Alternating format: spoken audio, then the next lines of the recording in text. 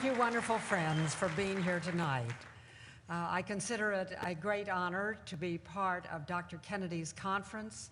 I have admired him and been his friend since we were together on the public platform in the exciting year of 1980.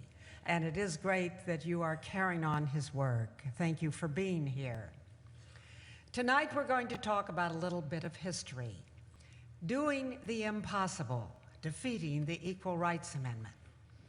It's been about 25 years since we celebrated the final burial of the Equal Rights Amendment, known as ERA, a proposed amendment to the U.S. Constitution that was advertised as a great benefit to women, something that would rescue women from second-class citizenship, and for the first time, put women into the Constitution. ERA was passionately debated across America from 1972 to 1982. And then ERA was rejected by the American people. And the big lesson we learned from this is that in the marvelous process of self-government given to us by our founding fathers, it is possible for the people to defeat the entire political and media establishment and to win despite incredible odds.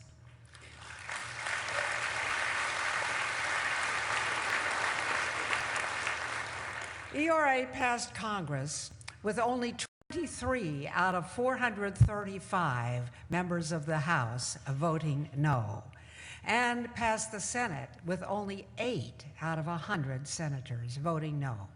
And then it was sent out to the states on March 22nd, 1972.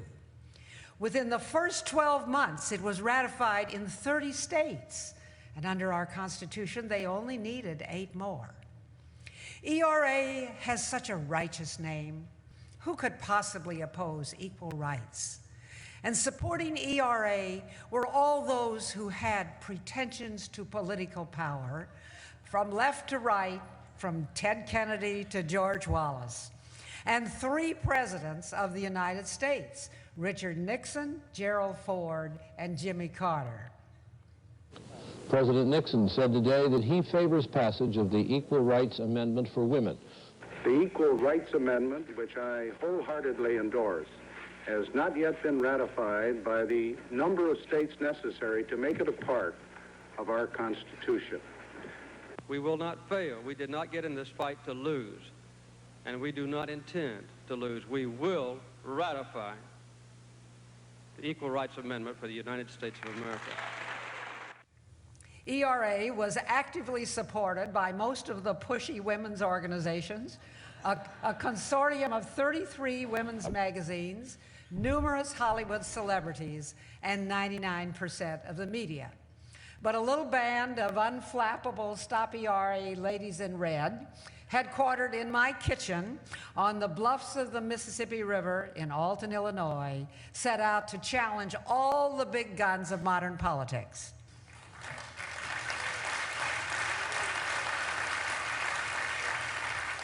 We had no big names on our side, no presidents, no governors. The governors of North Carolina and Florida publicly demonstrated against us. There was only one lone senator out of 100 who was willing to speak out against ERA, Watergate Senator Sam Ervin. And only 3 House members out of 435 dared to say a good word for our cause: Henry Hyde, George Hansen, and Bob Dornan. None of the conservative magazines, journalists, and columnists we read today wrote helpful articles. We didn't have any friendly TV and radio talk show hosts. Everyone was hostile. There was no Rush Limbaugh talking about the feminazis. There was no Fox News to give balanced news and let the audience decide. There wasn't any no spin zone. From the get-go, we had to fight the semantics and the momentum. Now, ERA does not mention women. ERA called for equality of rights on account of sex. Yet all the reporters consistently called ERA the Equal Rights for Women Amendment. something to give women equal rights. The House today, by the overwhelming vote of 354 to 23, passed a proposed constitutional amendment to guarantee equal rights for women. In other news, in a historic decision, the Senate voted 84 to 8 today to approve a constitutional amendment guaranteeing equal rights to women. The proposal goes to the states for ratification. Well, as Walter Cronkite would have said, that's the way it was. Well, to get around big media, we didn't have any internet, we didn't have fax machines, we only had the telephone and the Phyllis Schlafly report. And our campaign was started with the February 1972 Phyllis Schlafly report called "What's Wrong with Equal Rights for Women?"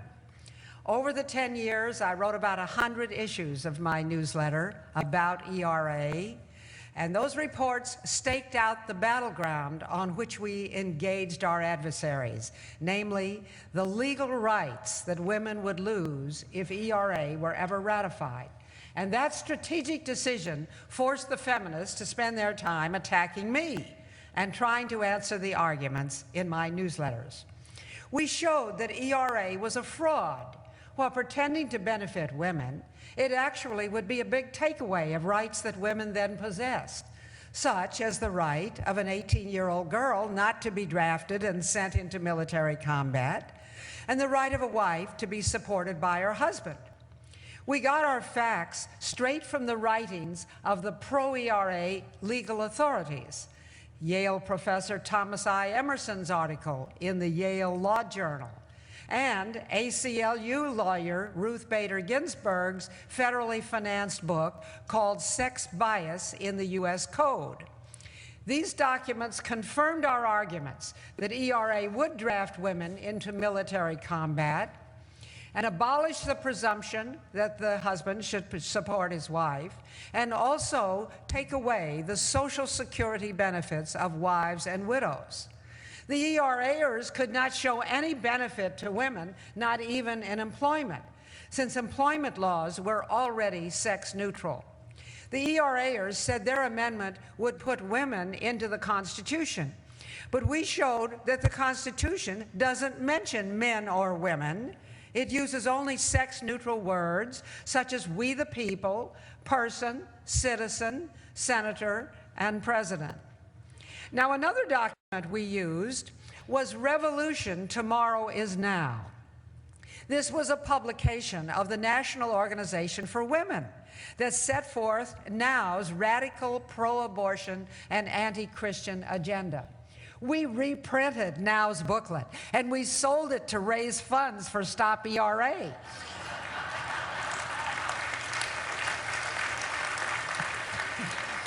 We told people to be sure and read both sides of the story. Well, we showed that ERA would give enormous power to the federal courts to define the words sex and equality of rights. And Section 2 of ERA would give vast new powers to the federal government over all the laws that make any differences of treatment between men and women on account of sex, marriage, property, divorce, alimony, adoptions, abortion, homosexual laws, sex crimes, private and public schools, Boy and Girl Scouts, prison regulations, and insurance. Now, in September 1972, I invited 100 subscribers to the Phyllis Schlafly Report to meet me in St. Louis. We adopted the name Stop ERA, and we selected our insignia, the stop sign. And then we all rode a bus down to the St. Louis riverfront, where we dined on the Goldenrod showboat. And I climbed up on the stage where so many melodramas had been performed, like my favorite one, Showboat, and I gave a speech on leadership. And I invited these women not only to go home and defeat ERA, but also to become leaders in the conservative cause. And they did. All our women were volunteers. We had no staff at that time. We recognized the worthy achievers with an Eagle Award, and we presented them with these awards as thanks for their volunteer work.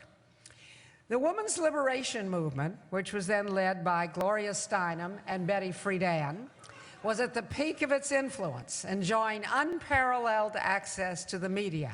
Betty Friedan started the women's liberation movement with her book, The Feminine Mystique, which whined about the alleged sad fate of wives. She founded the National Organization for Women, called NOW, to urge women to be liberated from home, husband, and children. The feminist's favorite word became liberation. My book, called Feminist Fantasies, is a wonderful refutation of feminist nonsense about how American women are oppressed, a minority. My book ought to be used in these women's studies courses as an antidote to all those tiresome tirades by the feminists.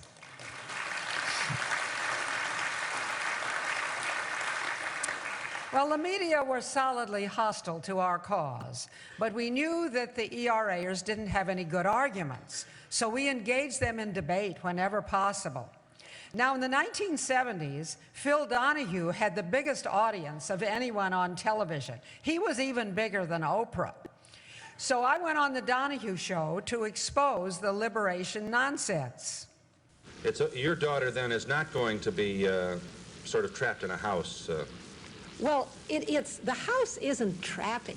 Are you trying to tell me that it's liberation for a woman to go out and sit at a typewriter all day or stand in front of a factory machine all day instead of being in her own home where she can plan her own hours? You know, Phil, the Army has some new ads, new billboards out around, and the big headline says, "The Army has openings for cooks." And then they show a man and a woman standing in front of a big stack of potatoes in an Army kitchen.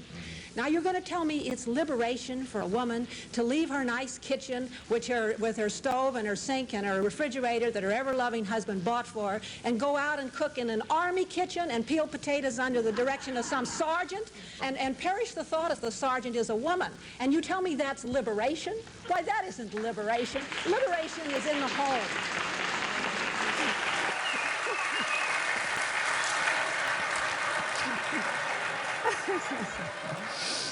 Well, the feminists began to put me up against all their heavyweights. And in 1973, I did my first debate with Betty Friedan at Illinois State University. That's when Friedan famously said she'd like to burn me at the stake. She said other things that are too indecent to tell in mixed company. Over the years, I've debated almost every prominent feminist and lectured on 500 college campuses. It has been an experience. Well,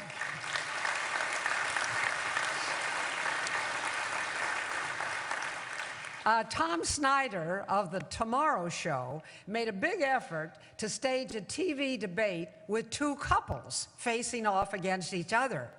He had a terribly hard time finding any ERA advocate who had a husband. But he finally found one we had never heard of, Brenda Feigen Fastow. And we had a debate on television. The Equal Rights Amendment would impose a doctrinaire equality on men and women, and that's why we think it is a fraud, because it will actually take away from women some of the important rights they now have by law. For example, it will take away a woman's right to be exempt from the draft and to be exempt from combat duty. It will take away the right of a wife to be supported by her husband in a home provided by her husband, and her right to have her husband support her minor children. Take a good look at her. After the debate, she left her husband and went to live with her lesbian girlfriend.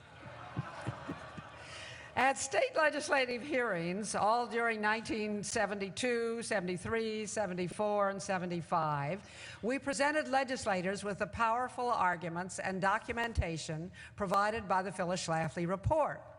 I ultimately trekked around to testify at 41 state hearings in Little Rock, Arkansas, Richmond, Virginia, Jefferson City, Missouri, Atlanta, Georgia, Raleigh, North Carolina, Phoenix, Arizona, Columbia, South Carolina, Springfield, Illinois, Nashville, Tennessee, Tallahassee, Florida, Augusta, Maine, Montpelier, Vermont, Providence, Rhode Island, Denver, Colorado, Frankfort, Kentucky, Austin, Texas, Pierce, South Dakota, Bismarck, North Dakota, Carson City, Nevada, Dover, Delaware, Boise, Idaho, Indianapolis, Indiana, Topeka, Kansas, Lincoln, Nebraska, Columbus, Ohio, Salt Lake City, Utah.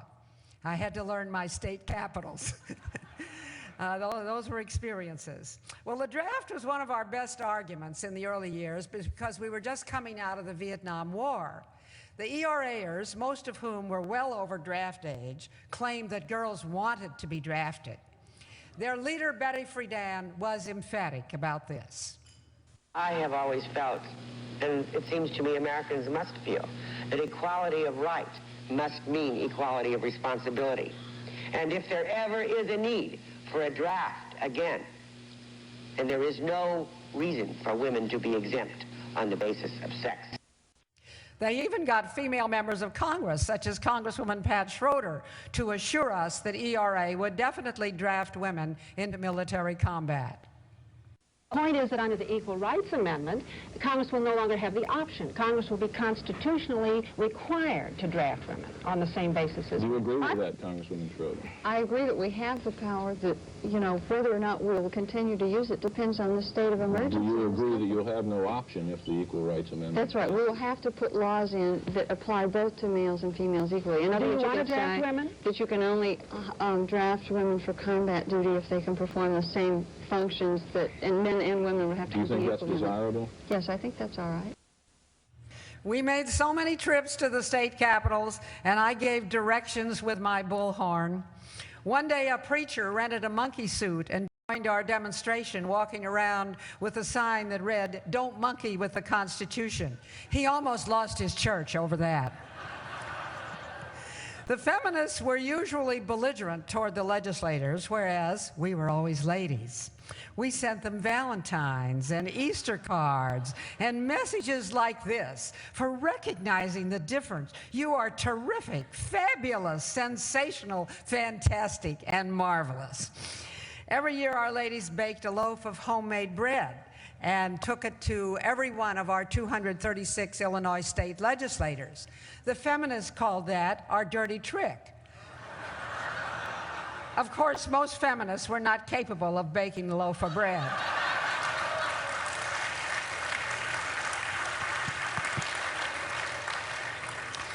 In 1976, I led a group of Stop ERA women to do something none of us had ever done before. We picketed the White House to protest Betty Ford lobbying for ERA. First Lady Betty Ford has been actively campaigning for the constitutional amendment to provide equal rights for women, even to the point of telephoning state legislators. About 35 pickets showed up at the White House today to protest her activity, but Mrs. Ford told reporters she's sticking to her guns. Well, the next year, I led a picket line in front of the White House to protest Rosalind Carter lobbying for ERA. Time is running out, and we just have to get equal rights amendment ratified. It's too important to just let it drift away. But media and political pressures in favor of ERA were so powerful that hardly anybody believed ERA could be defeated. Legislators were intimidated by the constant drumbeat, the razzmatazz of celebrities such as Alan Alda and Betty Ford, by big money, and by the loudmouth feminists such as Eleanor Smeal. ERA! We want it now! ERA! We want it now! We want it now! That was intimidating to legislators. Illinois was the front line of the battle, and the ERAers had all the big political guns on their side: the governor, the Illinois Senate, and House leadership, and the media. And we desperately needed an event, something spectacular, to convince the legislators that American women really opposed ERA. I prayed we could bring 1,000 people to our state capitol to rally against ERA, something that had never before happened in Springfield, Illinois. I sent out the message to all the churches, the Protestants and evangelicals, the Catholics, the Mormons, and the Orthodox Jews. And April 27th, 1976 was the day that changed the face of politics forever. 1,000 people did come to Springfield from all over Illinois, many riding on buses that read Joy and Jesus Saves. I gave directions on my bullhorn in the rotunda. Many of our people carried babies in their arms or homemade signs, and we hand-delivered our homemade bread to every legislator. That thrilling Stop ERA rally in Springfield in 1976 turned the tide against ERA in Illinois. On that momentous day, we invented the pro-family movement by persuading believers of all denominations to do things most of them had never done before. They came into the political process for the first time, and they began to work together with other religious faiths for a political goal they shared, namely protection of the family and of the United States Constitution against the radical feminists. We did not have one single big political name at our rally, but that rally nevertheless morphed our Stop ERA committee into the nucleus of the mighty pro-family movement that is so powerful today.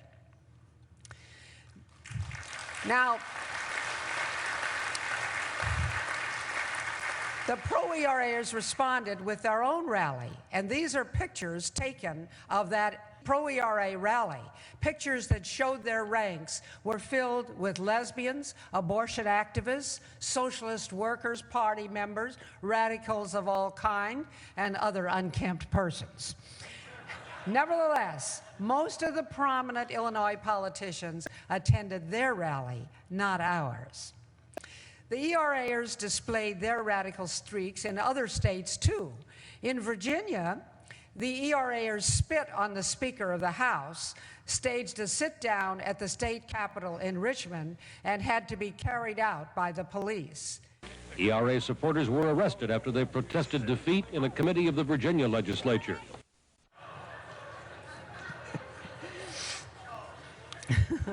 Among other nasty tactics, the ERAers hired a professional pie thrower who hit me in the face with an apple pie when I was at the Waldorf Astoria in New York City receiving an award from the National Republican Club.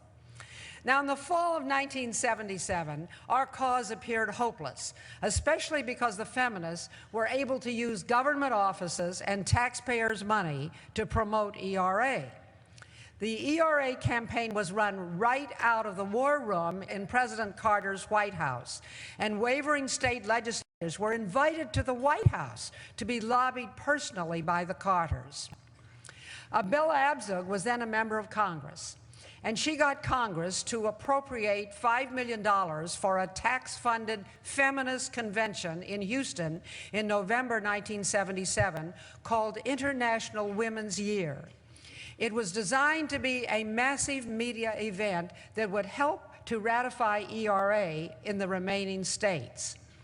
The International Women's Year Convention opened in Houston. They had 3 first ladies on the platform, Rosalind Carter, Betty Ford, and Lady Bird Johnson. That's the kind of power they were able to put out for their event. And every feminist you've ever heard of was there at that November 1977 convention in Houston. They tell me there were 3,000 members of the media on hand to give them massive press and television coverage. But after they cheered and resolved for ERA, they locked ERA into their other demands: taxpayer funding of abortions and the entire gay rights agenda. You see, the ERAers believe that since abortion is something that happens only to women, it is sex discrimination to deny taxpayer funding for abortions. And since the word used in ERA is not women, but is sex, ERA would require us to grant same-sex marriage licenses. So the famous Bella Abzug presided at that raucous convention, and you'll soon see Betty Friedan shouting from the floor.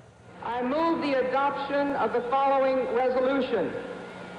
The Equal Rights Amendment should be ratified. I would like to ask this body to give the most resounding and urgent vote demanding the ratification of the Equal Rights Amendment within the coming year, because otherwise the enormous expenditure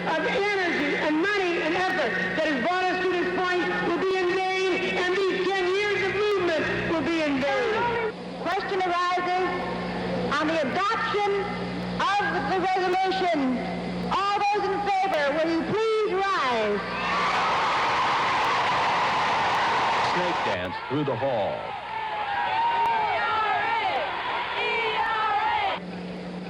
We support the U.S. Supreme Court decisions which guarantee reproductive freedom to women. The resolution on reproductive freedom is adopted.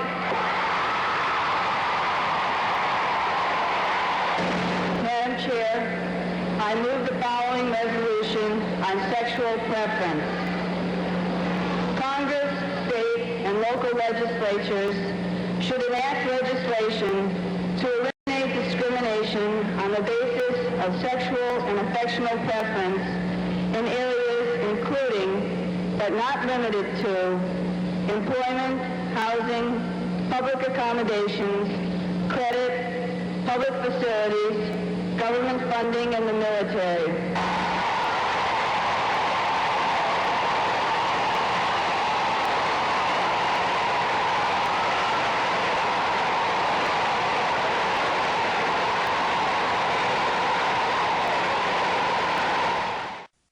They published a book setting forth their demands. But after the feminists released their balloons and pranced around with their lesbian placards, the whole country realized why they were pushing so hard for ERA and who was doing the pushing. Here are some pictures from the booths and signs at that feminist convention. And the most popular buttons worn at this feminist conference were the ones that said, "A woman without a man is like a fish without a bicycle," and "Mother Nature is a lesbian." At the booths, you could also pick up booklets on what lesbians do. A couple of months later, a reporter asked the governor of Missouri, "Governor, are you for ERA?" And he replied, "Do you mean the old ERA or the new ERA? I was for equal pay for equal work. But after those women went down to Houston and got tangled up with the abortionists and the lesbians, I can tell you ERA will never pass in the show me state."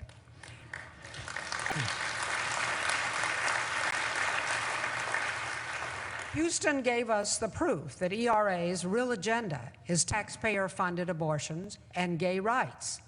And since that feminist convention, ERA has been voted on about 25 times in state legislatures, in Congress, and in several statewide referenda, and it has never had another victory. Nevertheless, the fight went on.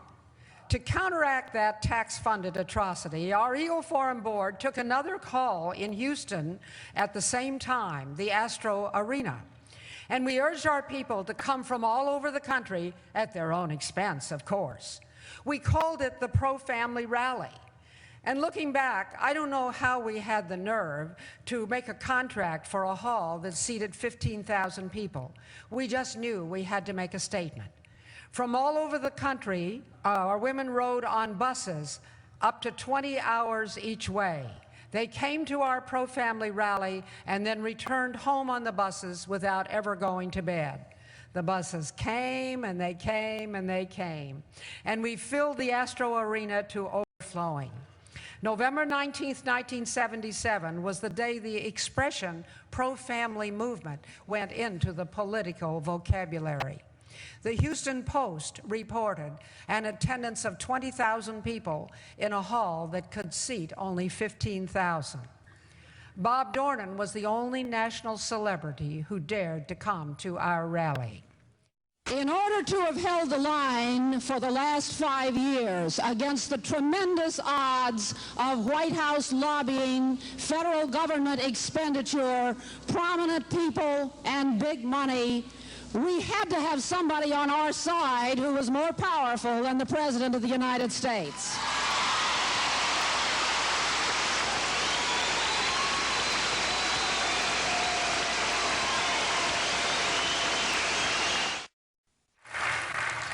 When ERA was voted out of Congress in 1972, it was given a specific deadline of 7 years. When the ERAers realized they were running out of time, President Carter and Congress gave them a crooked 3-year time extension. The political cartoonists had a field day describing the extension as giving 3 more innings to a baseball game that was not tied up. Now, we considered the original 7-year deadline the constitutional termination of ERA, and so in 1979, we loudly proclaimed that we had won, that ERA was legally dead. What's the problem with the ERA, Mrs. Schlafly, in your view? What bothers you most about the possibility of its passage? The Equal Rights Amendment is a big takeaway of women's rights. When the 7-year deadline given to ERA passed on March 22nd without ratification, this was the greatest victory for women's rights since the women's suffrage amendment of the 1920s, because this means that we will be able to defend you and your daughters from being drafted and sent into combat. We had a magnificent burial party at the Shoreham Hotel in Washington, D.C. on March 22nd, 1979. To celebrate, we named the title of our gala, The End of ERA. And that was a double play on words, because it was also the end of an era, the era of conservative defeats. When we proclaimed we had actually won, that we had beaten ERA, we gave life to the conservative movement and taught conservatives the lesson that it is really possible to win political battles. And the key to winning was to combine the fiscal conservatives with the new social conservatives, the people who cared about pro-life and about ERA, whom we brought out of the churches. And then a year later in 1980, this new conservative pro-family coalition won a tremendous victory by electing Ronald Reagan, our president.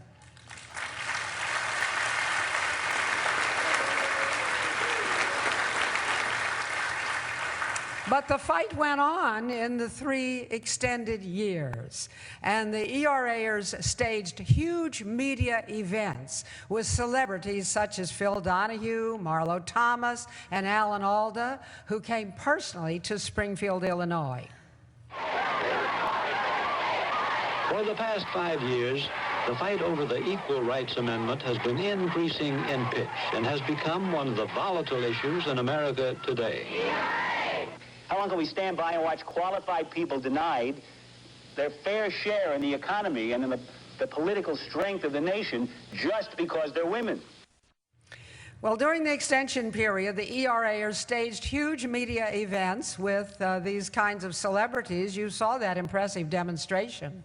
All our Illinois votes were cliffhangers. We won with a changing mix of conservative and liberal Republicans and Democrats, downstate rural guys, and Chicago machine Democrats. The most dramatic Illinois vote came on June 18th, 1980. Tension was very high, and all the national media showed up with their cameras. President Jimmy Carter was telephoning Democratic legislators and promising them federal housing projects in their districts if they would vote yes on ERA. Republican Governor James Thompson was telephoning Republican legislators and promising dams, roads, and bridges in their districts if they would vote yes. Mayor Jane Byrne was telephoning Chicago legislators and forcing them to vote yes under threat of firing them and their relatives from city patronage jobs. Democratic legislators who were beholden to the Chicago machine wept publicly as they apologized to me for having to vote yes so their relatives wouldn't lose their jobs. And then there were even cash bribes flowing. One feminist was finally later convicted of offering a cash bribe to one of the legislators for a yes vote. It was exciting on that day when the votes climbed electronically on the panel in the House chamber. A great shout went up when it became clear that we had defeated ERA again. I was standing in the gallery of the Illinois House when ABC Nightline put now President Eleanor Smeal in front of the cameras and said, "Miss Smeal, you said you had the votes. What happened?" And she replied, "There is something very powerful against us, and I certainly don't mean people." Smeal didn't know what that power was, but we knew it was prayer and the truth. We had done all we could, and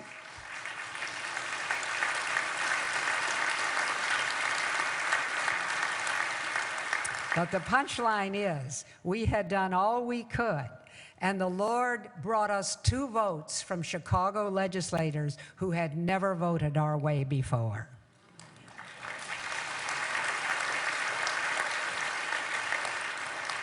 One of the biggest battles in our ERA fight was the Republican National Convention in Detroit in 1980. ERA had been in the Republican platform for many years, and I was determined to take it out so that Ronald Reagan would not be embarrassed by the feminists. But that wasn't easy. The ERAers were organized and noisy. They had all the media and most important Republican officials on their side. Their spokesman was Congresswoman Margaret Heckler. Of the Equal Rights Amendment, about 5,000 of them marched outside the convention hall, threatening to paint lines of discord across the picture of harmony the Reagan forces want to portray here. ERA supporters have not given up. In fact, they're working on a new strategy to add ERA to the party's platform, a strategy that calls for lining up 6 states with majority support for ERA. Just judging from the enormous outpouring of amazement and shock and dismay across America over the Republican Party's refusal to affirm the ERA, I would say that millions of votes are at stake on this issue. Well, indeed, millions of votes were at stake, and they voted for Ronald Reagan. And Ronald Reagan assured me that he was against ERA. Well, on January 3rd, 1982, Oklahoma defeated ERA for the last time. On June 4th, North Carolina defeated ERA for the last time. And the disgruntled pro-ERAers then sent disgusting bags of chicken manure to the 23 senators who voted no. Time was running out for ERA, but the ERAers never ran out of money. In the last weeks, they spent $15 million on a TV advertising campaign featuring Hollywood celebrities such as Ed Asner and Archie Bunker.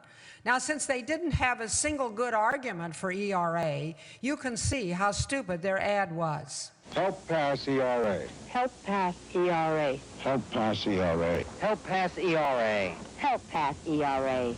Help pass ERA. Help pass ERA. Help pass ERA. Help pass ERA. Help pass ERA. Help pass ERA. Help pass ERA. Help pass ERA. Well, you can see they had no arguments. And of course, that was one of the things about ERA. They never could show any benefit to women whatsoever. And fortunately, that $15 million ad did not persuade any legislators to vote yes. On June 21st, Florida defeated ERA for the last time. I'm sure there's some here who helped in that battle. Illinois was forced to vote on ERA every year for 10 years. And last year, things got very ugly as the battle continued. In April, the excommunicated Mormon, Sonia Johnson, started a hunger strike in the Capitol, and she was joined by Dick Gregory and other experienced hunger strikers, making it a big media event. And then a chain gang of pro-ERAers chained themselves to the door of the Senate chamber. There they are, the chain gang. ERA lobbyists have tried to embarrass the Illinois legislature into a favorable vote. 7 women are into their 3rd week of a hunger strike, and 14 others have chained themselves to the entrance of the state Senate since last Thursday.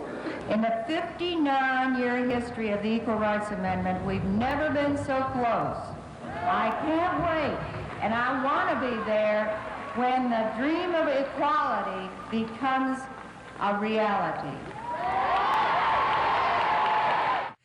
Well, ERA supporters then went to the slaughterhouse and bought plastic bags of pig's blood and came back and wrote on our marble floors of the state capitol the names of the legislators they hated the most. Fortunately, those tactics did not persuade our legislators to vote yes, and Illinois finally dealt the death blow to ERA. Within a year, 30 states had ratified the amendment. It seemed nothing could stop it. But Phyllis Schlafly changed the course of ERA. And it would be a direct attack on our families, on our morals, on our culture. She created and led the Stop ERA movement. As soon as the state legislature started to have hearings and we began to have equal time, it was obvious that the people didn't want it and that it could be defeated. From her home, she mobilized 50,000 housewives into a conservative strike force. Her women delivered flowers to legislators and closely monitored voting records on ERA. So on June 30th, 1982, 1,500 battle-weary but triumphant Stop ERA volunteers gathered again in the ballroom of the Shoreham Hotel in Washington to celebrate our second and final burial of ERA at midnight. A giant rainbow of balloons rose high over the dais, and then many political personages, including President Reagan, paid tribute. The heroes of the day were the women who came from the 15 states that never ratified ERA, plus the 5 states that bravely rescinded their previous ratifications. We have them out there. They have stood the test. And we can build this into a mighty movement that can set America on the right path. We need your help in this effort. Then conquer we must. For our cause it is just, and this be our motto, in God is our trust. We have the people with the strength of character, and this battle we have waged has proved it. Thank you for being here. The evening closed with singing The Impossible Dream. We had truly won an impossible battle and defeated the unbeatable foe. Thank you for coming.